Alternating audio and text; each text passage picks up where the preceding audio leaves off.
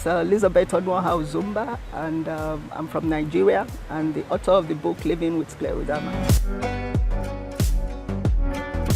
First off, I would like to give a little bit of background information on what scleroderma is really all about. So scleroderma is one of the autoimmune related conditions, and basically it's a condition whereby your immune system, which ordinarily is supposed to protect the body against diseases and all, suddenly your immunity goes haywire and is attacking and destroying healthy body tissues it's supposed to protect in the first place. So that's basically what scleroderma and other autoimmune related conditions is all about.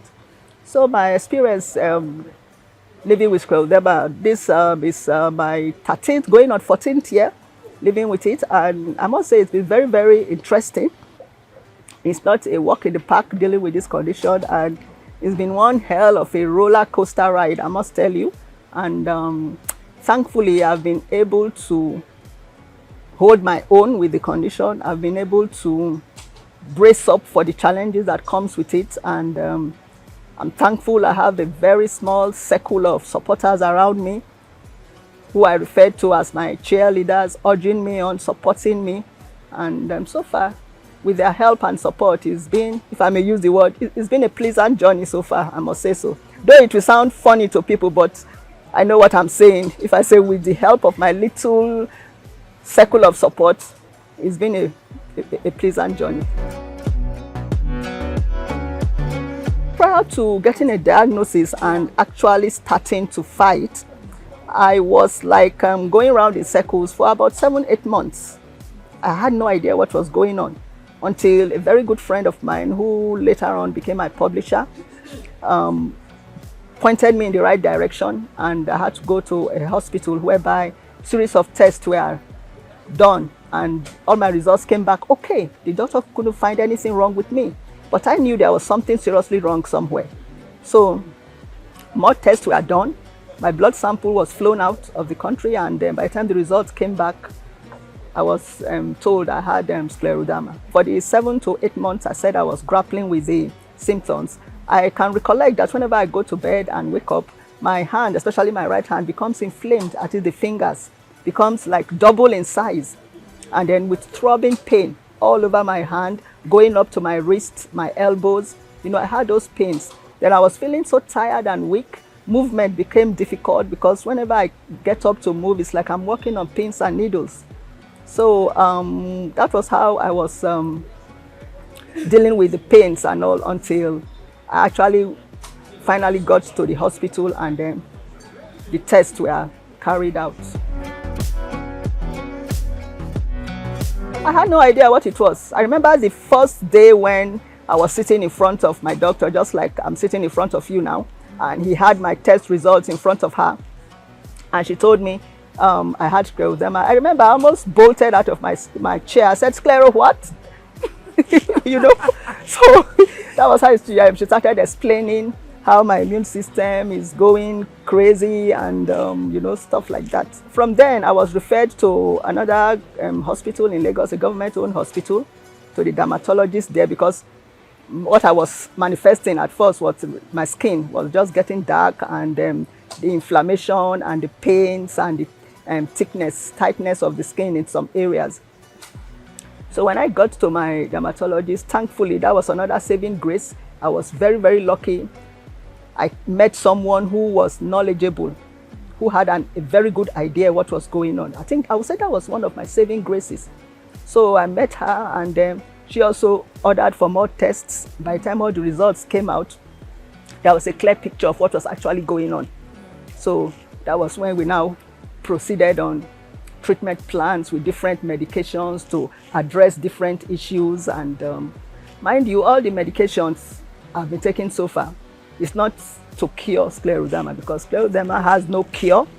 It is not contagious, but with the medication you could ameliorate the pains and sort of calm down your overactive immune system. So that's just basically what they give us. Luckily for me, I did not go from doctor to doctor at first. I didn't go because I didn't even know what I was going to a doctor for. All I know was that I was in serious pains. But people around me had one thing or the other to say. So some said, oh, maybe something is being done to me spiritually. Maybe I'm being bewitched. Maybe someone has a voodoo doll. You know, someone is jealous of me. I don't know what anybody can be jealous of. And, you know, the person is trying to do things to my voodoo doll somewhere. So, you know, so things like that. And then naturally, people will now want to prescribe all sorts of things. Oh, take this. Oh, take that. Oh, boost your immunity. And I'm like, boost what immunity? My immunity is trying to kill me. So do you want me to further arm it to do me in? You know? so it's just stuff like that. From stories I've heard and from interaction with friends, both online and all, this could be a very frustrating journey if you are unfortunate to be with medical practitioners who don't have an idea. Some could be treating you for malaria like forever. Some could be giving you medication for heaven knows what. So at times you get so frustrated because you know that all is not well and you are trying your best possible to communicate your situation to someone and the person is not understanding you. So some may just say, oh, it's in your head, or you will get better, you know, that kind of thing. And I must state here that the worst thing you could tell someone living with scleroderma is that person will get better. That person is not going to get better. The person will only pray that the condition doesn't end up killing you ultimately, or doesn't get so worse, you know. So we just pray to just have some kind of truce, because as it is, it's like it's a war going on between us and our body. So we just pray to have some kind of truce so that we can just live peacefully and try to live what's left of our life. That's just it.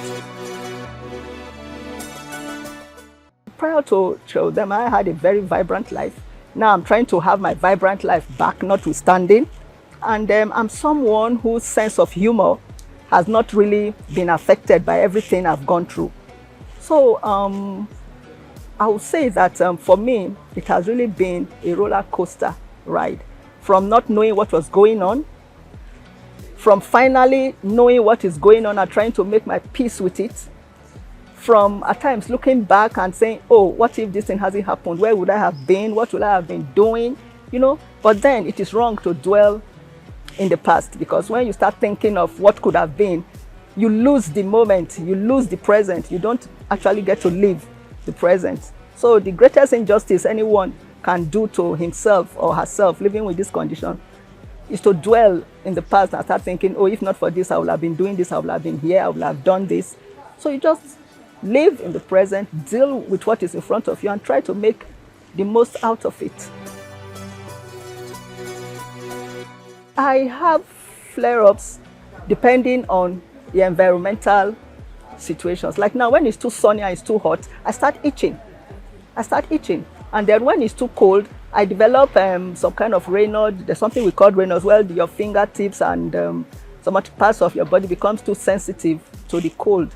So in situations like that, I try to dress warm. And for my fingers, I hold a cup of hot coffee or something just to keep warm. And well, I have to be out under the sun. I have my sunscreen, an umbrella if possible, a sun hat, my sunshades.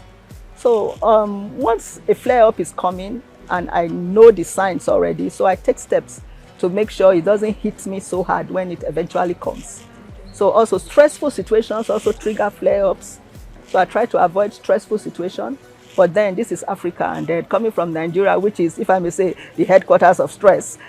But we still try to do what we can. Scleroderma, apart from it affecting the skin and other things, it can also progress internally, whereby your lungs are affected, your organs, become thick and hard, and that could lead to death. Yeah. But so far, I do tests to monitor my internal organs. So far, so good. So the only internal part of my body that I would say is affected is my ability to digest food very well. So I can't handle very large meals. When I eat too much, I get acid reflux, and it takes quite a while to digest, maybe because my stomach lining, the nerves and everything there have been affected, so it's not working as fast as it should. So in order to protect myself against that, once it's about 3 or 4 p.m. during the day, I'm done eating for the day. I don't eat far into the night, and I don't eat too much heavily spiced food. I try to stay away from that. The most extreme measure I've taken was in the beginning. Well, it started whenever I wake up, it's as if my hands are inflamed and it's paining me. I can't bend my fingers. I remember back then in the days, whenever I want to lie down, I spread my both arms wide like a crucifix somehow, saying, okay, let my hand be straight, let me not accidentally lie on it, maybe I'll wake up and everything will be fine. But at times it doesn't work that way. Yeah, I've got friends who have passed away from complications resulting from scleroderma. Some of my online friends, we've heard news of people who passed away.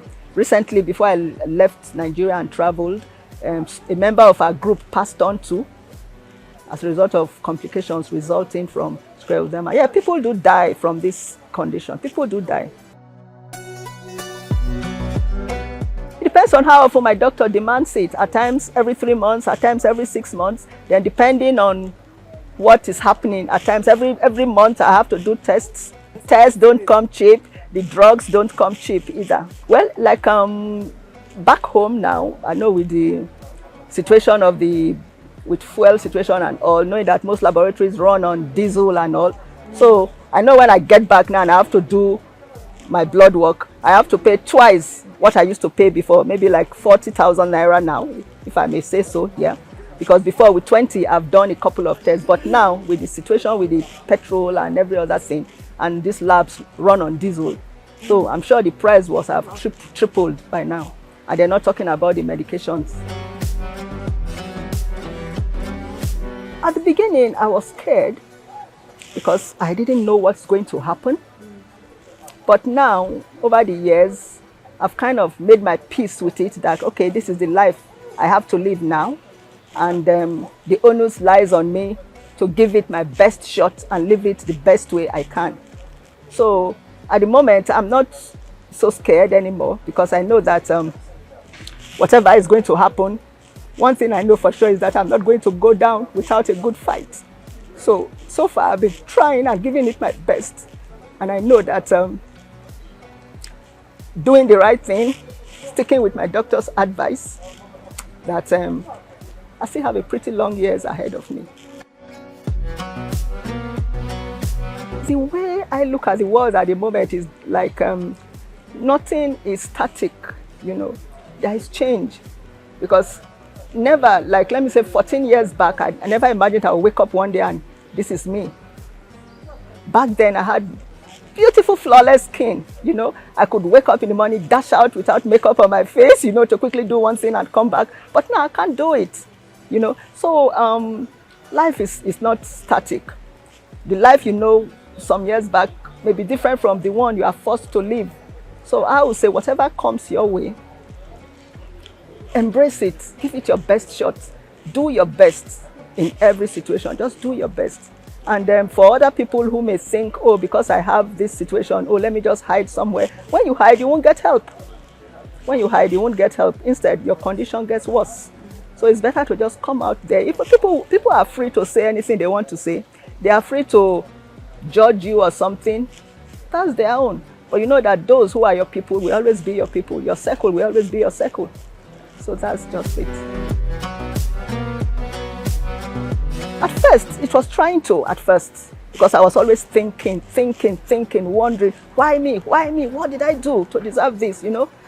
But at some point, I tried to find things to make me happy.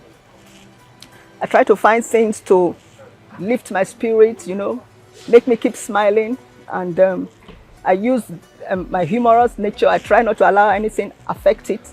So I take pleasure from the basic, simple things like waking up in the morning, making my coffee, sitting on my balcony, sipping it while I watch the sun rise and plan my day. I derive great pleasure from that.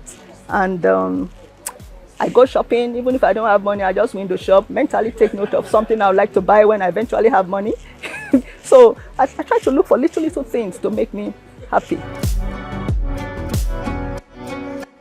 Okay, basically, writing this book, I didn't just think I was going to write a book. That was the last thing on my mind, because here I was dealing with something I had no idea existed before. So I met a lady who was a very good friend of mine, very close to me, and who turned out to be my publisher. So she encouraged me and said, why don't you tell your story, write a book? So I was wondering, what will I write? What will I write? So one day I just actually tried writing something. Immediately I started writing on my laptop. Everything I had experienced just rushed back to me, and before I knew it, chapter 1 was ready. So I sent it to the publisher, and she replied me not long after. I was asking, where's the second chapter? Where's the third one? So writing the book has helped a lot. I have actually told my story and the story of other people living with this condition in the Western world. People have actually got to read, and they've understood better. After the book was launched, I actually got calls and messages from people who actually called to apologize to me. And they said, oh, Elizabeth, we are so sorry. We didn't know this was what was happening.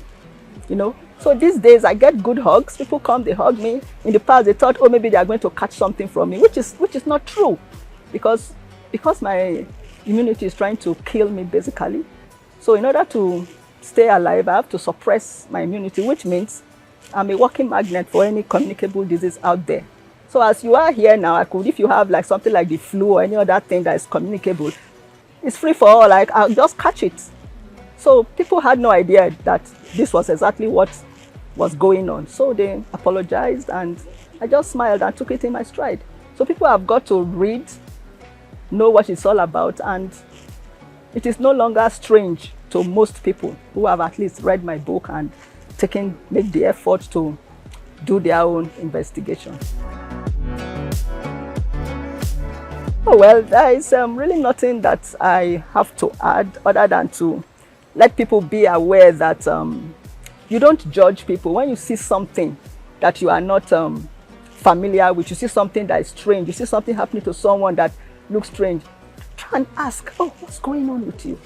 You understand? It goes a long way. It goes a long way.